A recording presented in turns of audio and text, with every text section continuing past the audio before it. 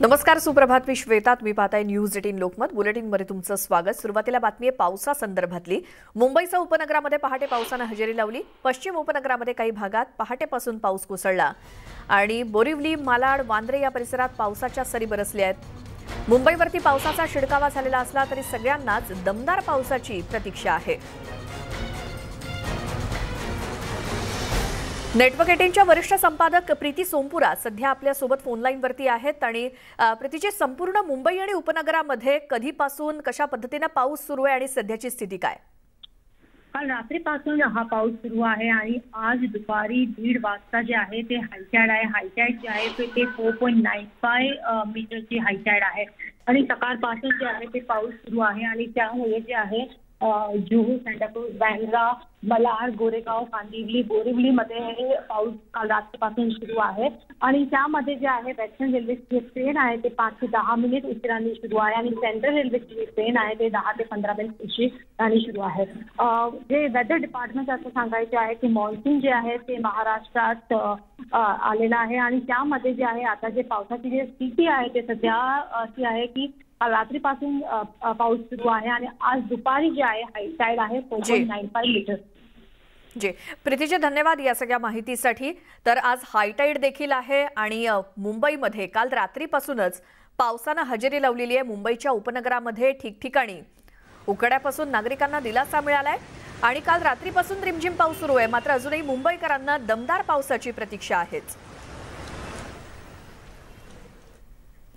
पुढची बातमी आहे भाड्याच्या घरांसाठी काढण्यात येणाऱ्या सोडतीच्या उत्पन्न मर्यादेतील त्रुटी दूर करण्यात आल्या आहेत. राज्य सरकारनं नवीन उत्पन्न मर्यादा लागू केली असून अत्यल्प, अल्प आणि मध्यम गटासाठी किमान उत्पन्न मर्यादाच ठेवण्यात आलेली नाही. त्यामुळे आता अत्यल्प गटातील इच्छुक अल्प आणि मध्यम आणि उच्च अशा चारही गटामध्ये अर्ज करू शकणार आहेत. त्याचवेळी अल्प गटातील इच्छुक मध्यम आणि उच्च गटात सुद्धा अर्ज करू शकतील. तर उच्च गटासाठी कमाल मर्यादा ही ठेवण्यात आलेली नाही.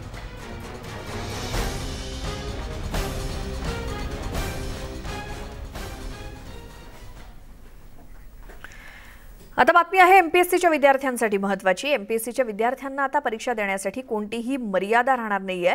विद्यार्थी कितीही वेळा एमपीएससीची परीक्षा देऊ शकणार आहेत. त्यांना परीक्षा देताना मर्यादा नसणार आहे. आयोगाने तसा निर्णय जाहीर केलाय आणि आयोगाच्या निर्णयाचं विद्यार्थ्यांनी स्वागत केलंय. प्रथमतः आयोगाच्या या निर्णयाचं आम्ही सर्व विद्यार्थी स्वागत करतो. कारण का एमपीएससी आयोगाने मध्यंतरी संधीची मर्यादा टाकली होती. हा निर्णय कुठेतरी विद्यार्थ्यांवर अन्यायकारक होता अशी विद्यार्थी वर्गातून भावना होती. त्यावर विद्यार्थ्यांनी अनेक वेळा आयोगाचे पत्रव्यवहार करून विनंती केली होती. याच्यावरच कुठेतरी आयोगाने अभ्यास करून सकारात्मक निर्णय दिला आणि जी संधीची मर्यादा होती ते काढून टाकण्यात आली आहे. त्यामुळे विद्यार्थ्यांकडून या निर्णयाचं स्वागत होत आहे. समजा मी प्री मेन्स देऊन मुलाखतीला मी गेलो सहाव्या वेळेस, म्हणजे माझी 6वी एक्झाम ही असताना मी मुलाखतीतून जर बाहेर पडलो तर मला 7वी एक्झाम देता येत नव्हती. तर आता मला 6वी एक्झाममधून मी मुलाखत देताना बाहेर पडलो तर मला 7वी ही एक्झाम देता येणार आहे. हे सगळ्यात जास्त फायदेशीर विद्यार्थ्यांसाठी ठरलेलं आहे. यंदा होणाऱ्या आषाढी वारीवरती कोणतेही निर्बंध नसणार आहेत आणि त्यामुळे वारकऱ्यांमध्ये आनंदाचं वातावरण सध्या आहे. आणि यातच आता एसटी महामंडळानं वारकऱ्यांसाठी एक आनंदाची बातमी दिली आहे. ती म्हणजे पंढरपूर यात्रेसाठी एसटी महामंडळ यंदा 4700 इतक्या जादा विशेष बसगाड्या सोडणार आहे. तशी घोषणा परिवहन मंत्री अनिल परब यांनी केली.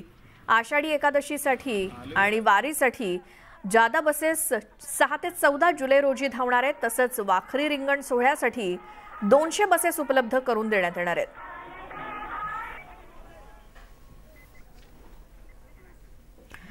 आणि आता बातमी आहे राज्याची चिंता वाढवणारी. कारण गेल्या काही दिवसांपासून राज्यातील कोरोना रुग्णसंख्येचा आलेख सातत्यानं वाढताना दिसतोय. त्यामुळे प्रशासनाच्या चिंतेत भर पडली आहे. काल राज्यामध्ये एकूण 4024 इतक्या नव्या रुग्णांची भर पडली. यामध्ये निम्म्याहून अधिक रुग्ण हे एकट्या मुंबईतले आहेत. तसंच 2 कोरोना रुग्णांची मृत्यूची नोंद झालेली आहे. शिवाय ओमायक्रॉनच्या BA.5 व्हेरियंटच्या 4 रुग्णांची नोंद झाली आहे.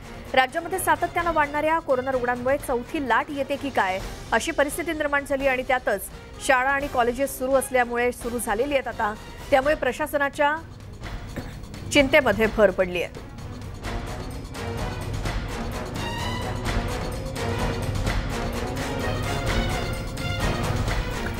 तर मुंबईतील कोरोनाचा वाढता आलेख आपण ग्राफिक्सच्या माध्यमातून पाहूयात. 11 जून रोजी 1745 इतकी रुग्णसंख्या होती मुंबईतली. ती 12 जून रोजी 1803 इतकी झाली. 13 जूनला मुंबईतला आकडा होता 1118. तो 14 जूनला 1724 इतका आणि 15 जून रोजी 2293 इतकी रुग्णसंख्या एका दिवसातली मुंबईतली. तर राज्यामध्ये कोरोना रुग्णसंख्येत दिवसेंदिवस वाढ होते, पण ही रुग्णवाढ ठराविक जिल्ह्यांपर्यंत मर्यादित असल्याची माहिती राजेश टोपेंनी दिली. राज्यामध्ये वाढणाऱ्या कोरोना रुग्णांमध्ये ओमायक्रॉनचे रुग्ण आढळून येत असून कुठलाही नवा व्हायरस आढळून आला नसल्याचं टोपे म्हणालेत. रुग्णवाढीमुळे आरोग्य विभाग पुन्हा सतर्क झाला असून हर घर दस्तक सूचनेप्रमाणे घरोघरी जाऊन लसीकरणाची मोहीम राबवली जाते.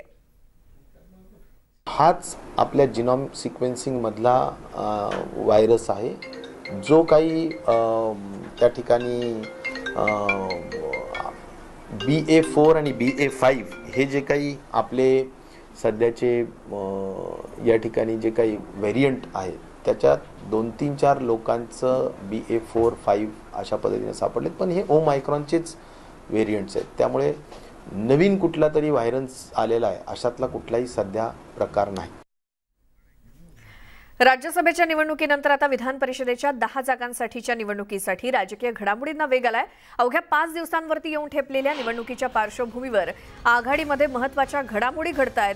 मुख्यमंत्री उद्धव ठाकरे यांच्या अध्यक्षतेखाली आज संध्याकाळी महाविकास आघाडीची बैठक पार पडते आणि या बैठकीमध्ये शिवसेनेसह राष्ट्रवादी काँग्रेस आणि काँग्रेस पक्षातील ज्येष्ठ नेते सहभागी होणार आहेत. या बैठकीमध्ये मुख्यमंत्री सर्वपक्षीय नेत्यांकडून आढावा घेतील. भाजपनं 6व्या जागेसाठी उमेदवार उभा केलाय, त्यामुळे 6व्या जागेसाठी मतांची जुळवाजुळव करण्याच्या प्रयत्नावर या बैठकीमध्ये चर्चा होईल.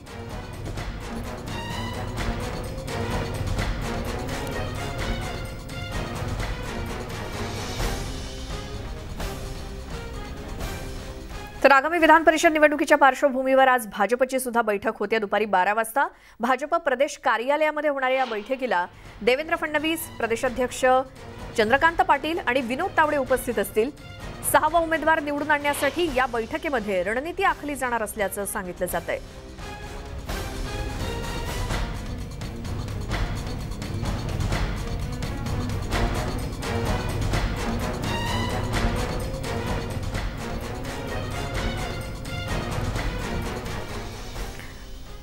विधान परिषद निवडणुकीच्या पार्श्वभूमीवर आता महाविकास आघाडीसोबतच भाजपची सुद्धा आज महत्त्वाची बैठक प्रदेश कार्यालयामध्ये आज दुपारी 12 वाजता आयोजित करण्यात आली आहे. तर शिवसेनेनंतर भाजपचं सुद्धा हॉटेल पॉलिटिक्स दिसतंय, कारण भाजपचे आमदार सुद्धा आता हॉटेलवरती थांबणार आहेत. 18 जून पासून हे सगळे आमदार हॉटेलमध्ये थांबतील. हॉटेल ताज मध्ये आमदारांचा मुक्काम असेल आणि राज्यसभेच्या निवडणुकीमध्ये दगाफटका झाल्यानंतर आता शिवसेना देखील आपल्या आमदारांना पुन्हा एकदा हॉटेलवारी घडवण्याच्या तयारीत आहे. शिवसेनेनंतर आता भाजप देखील आपल्या आमदारांना हॉटेलमध्ये ठेवण्याची तयारी करतंय.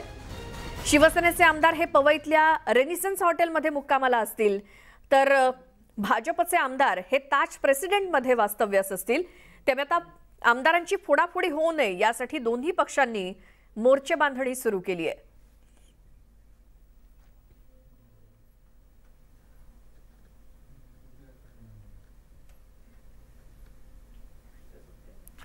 नवाब मलिक आणि अनिल देशमुख यांनी विधान परिषद निवडणुकीमध्ये मतदानाची परवानगी मिळावी यासाठी न्यायालयामध्ये अर्ज केलाय आणि त्यांच्या या याचिकेवरती आज उच्च न्यायालयामध्ये एकत्रित सुनावणी होणार आहे.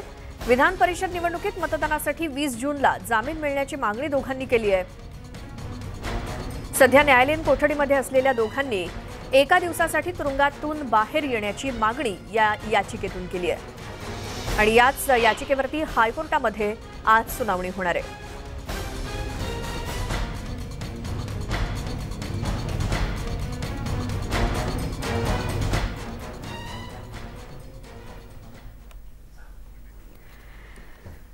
मुंबई महानगरपालिकेच्या निवडणुकीच्या तोंडावर शिवसेना आणि काँग्रेसमधला वाद आणखी विकोपाला जाण्याची शक्यता आहे, कारण बेस्ट थांब्यांच्या जाहिरातीमध्ये 1600 कोटींचा घोटाळा झाल्याचा आरोप काँग्रेसने केलाय आणि या प्रकरणाची चौकशी करण्याची मागणी काँग्रेसने केली आहे. या कंत्राटामध्ये मोठा घोटाळा झाल्याचा आरोप विरोधी पक्षनेते रवी राजा यांनी केला असून या चौकशीची मागणी महानगरपालिका आयुक्त इक्बाल सिंह चहल यांच्याकडे करण्यात आली आहे.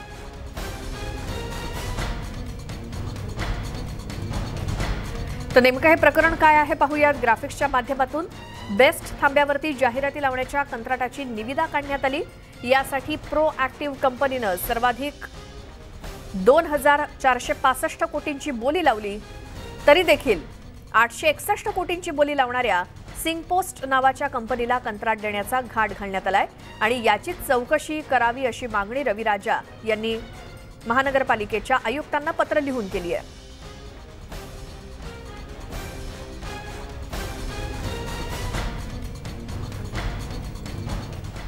जेव्हा तुम्हाला हायेस्ट बिडर 2400 देतात, तुम्ही सेकंडला कसं देऊ शकत आहे? सरसकट 1600 कोटीचा लॉस आहे बेस्ट अंडरटेकिंग।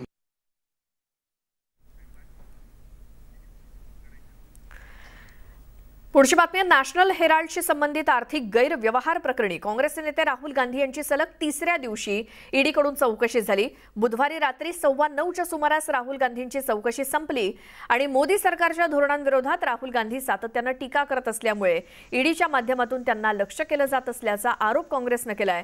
आता ईडीकडून शुक्रवारी सुद्धा राहुल गांधी यांना चौकशीसाठी बोलावण्यात आलंय।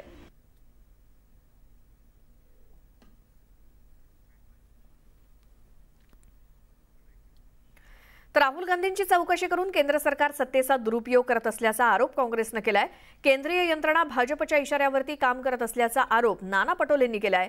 मोदी सरकार आणि केंद्रीय यंत्रणांविरोधात आज राजभवनाबाहेर काँग्रेस आंदोलन करणार असल्याचा इशारा नाना पटोले यांनी दिला। या पद्धतीनं त्यांना ईडी ऑफिसमध्ये जो त्रास दिला जातो, त्याचप्रमाणे आमच्या AICC मध्ये पोलिसांना पाठवून लाठीचार्ज करणं, तिथं बसलेले आमचे सगळे वरिष्ठ नेत्यांवर लाठीचार्ज करणं आणि पूर्ण AICCला आमच्या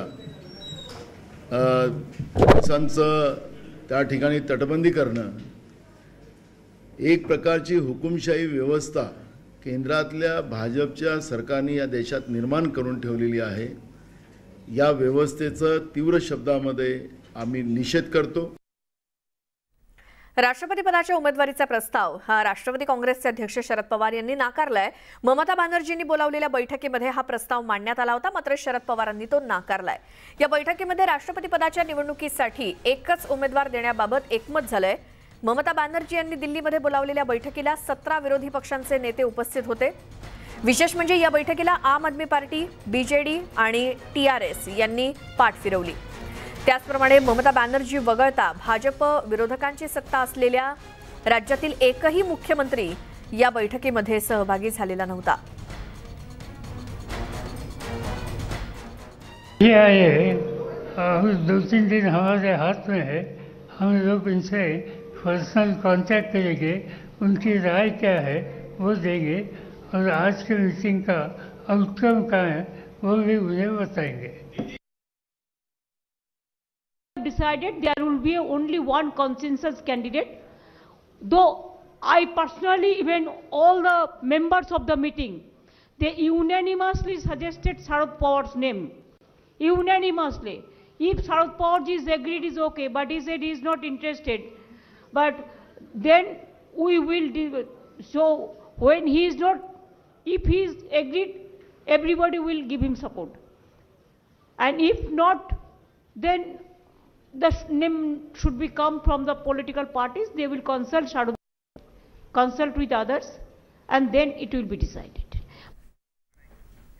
तर राष्ट्रपती पदाच्या निवडणुकीच्या पार्श्वभूमीवर भाजपकडून केंद्रीय संरक्षण मंत्री राजनाथ सिंह आणि भाजपचे केंद्रीय अध्यक्ष JP नड्डा यांच्यावरती महत्त्वाची जबाबदारी सोपवण्यात आली आहे। आगामी राष्ट्रपती निवडणूक ही बिनविरोध व्हावी यासाठी भाजपचे प्रयत्न सुरू आहेत।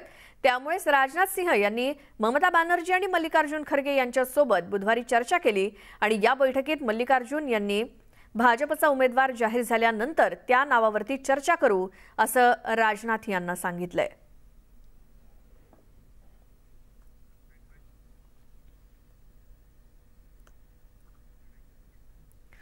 आणि